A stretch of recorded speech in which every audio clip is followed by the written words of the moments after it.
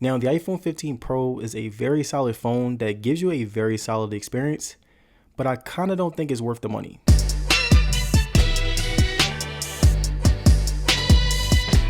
Now, don't get me wrong, if you do spend $1,000 on the iPhone 15 Pro, you will be satisfied as it gives you everything that you need within an iPhone. But the problem is that when you compare it to the iPhone 15 or the iPhone 15 Plus, those phones are cheaper while giving you damn near the exact same experience. But the iPhone 15 Pro still does have a market if you're someone who wants to use a telephoto camera or you just want a top flagship iPhone. And today, I'm going to be sharing my experience with the iPhone 15 Pro to help you decide whether or not it's worth buying. Now, looking at the battery, the iPhone 15 Pro has given me a very solid experience. Overall, I was getting medium to heavy usage with it, from playing games to scrolling mindlessly through social media. I feel like it's been in top shape for the past 3 months. And as far as screen time, at most, I was reaching up to 6 hours per day, and this is including other factors that'll decrease your battery, like always on display, or playing music when I was running on the treadmill. There were times where I did use power saving mode to get through the day, but over the past 3 months, I'd say I used it about 5 times since I was pretty confident that my 15 Pro would hold up. On average, I would end my day with about 15%, so most of the time I was right.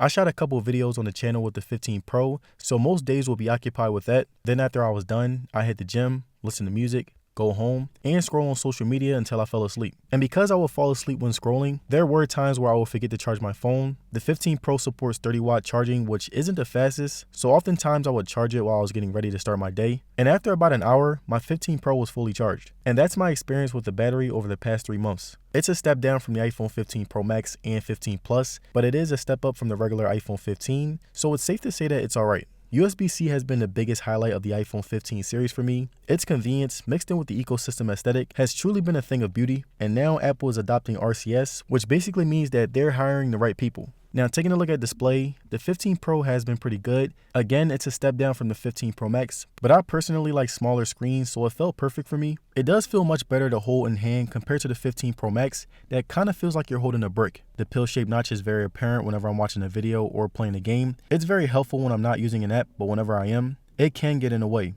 The 120Hz refresh rate, mixed in with the smooth animations of iOS 17, worked extremely well together. That buttery smooth feel whenever I scroll through an app never gets old. The 15 Pro also has a ceramic shield display that has been holding up very well. I dropped my 15 Pro one time on a wooden floor, and I've accidentally put it in my pocket with my keys a couple of times, and it still comes out looking clean. The brightness is the same as last year, which is a good thing. The 15 Pro is at 2000 nits peak brightness, and every time I'm outside with it, I had no problem seeing anything. The refresh rate is smooth, the responsiveness has a really good sharpness to it, Face ID is one of the best in the game, and everything about the display felt very premium. Watching videos still looks good and is competing with every phone in its price range, and again, the perfect size fits right into my hand, so whether I was watching videos vertically or horizontal, it gave me a good experience. Now, one of the last things that I wanted to touch on before I talk about the camera is the action button, and if I'm being completely honest with you guys, I set it to ringer on and off, and I've never changed it after that and completely forgot that it exists. And don't get me wrong, it's a very cool idea, but I prefer the mute switch because I know whether or not my phone is on ringer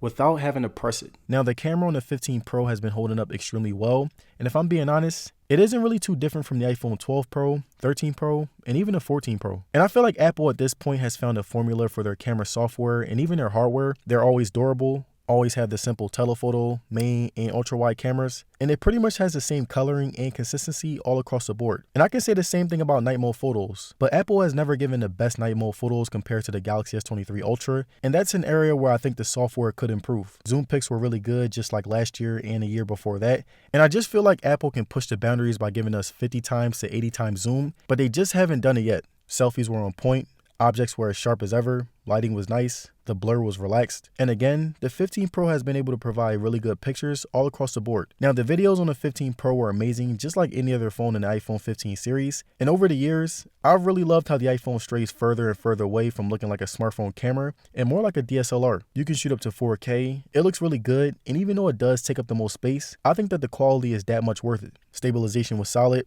resolution looked great, and there were a ton of camera features that the 15 Pro had in its bag. And I want to give you guys some of my random footage that I was able to capture with my 15 Pro.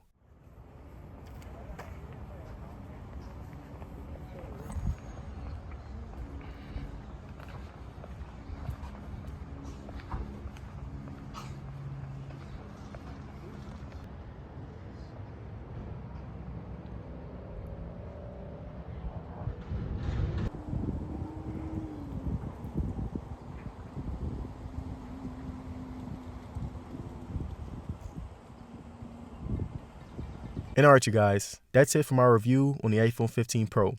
It's an alright flagship phone that isn't the most appealing in the lineup, but it will get the job done and it will give you a top tier iPhone experience. And let me know down in the comments, would you choose the iPhone 15 Pro over the Pro Max? And if so, why? And if you guys enjoyed the video, don't forget to like, share, and subscribe. And I'm going to see you guys on the next one.